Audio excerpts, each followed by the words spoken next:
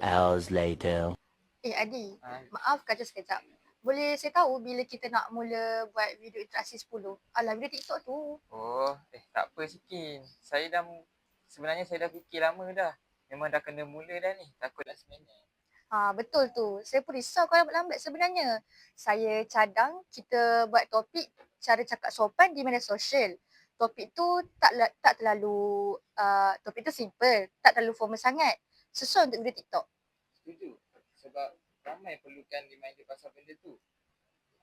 Lagipun benda tu, topik tu senang. Kita borak macam biasa je.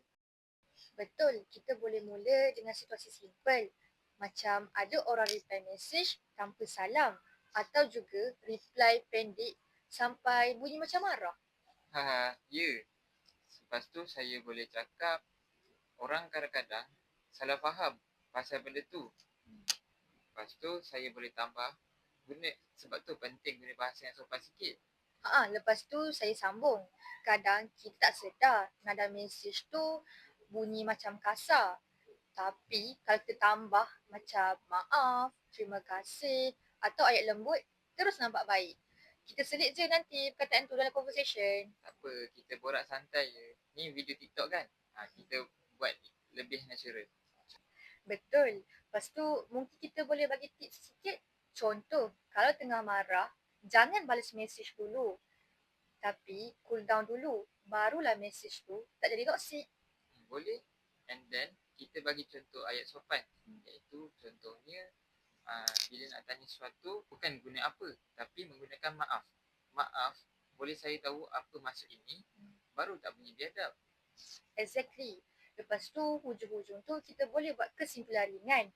Macam kalau nak suasana media sosial yang harmoni, semua orang kenalah jaga bahasa walaupun cuma ayat pendek. Saya suka. Dia simple tapi kena. Oh ya, bila kita nak rekod, esok petang okey?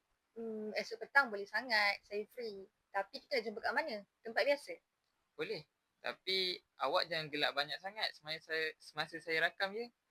Sebab last time kita reda banyak sebab awak gelak banyak sangat. Alamak, okey. Boleh. Saya cuba kontrol. Tapi kalau ada sikit-sikit gelak tu, awak jangan marah Tak apalah. Kita fun-fun je.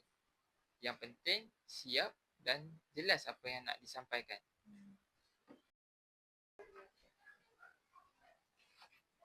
Terima kasih Adi sebab bagi banyak idea. Senang kerja saya. Sama-sama. Okey, kita set esok.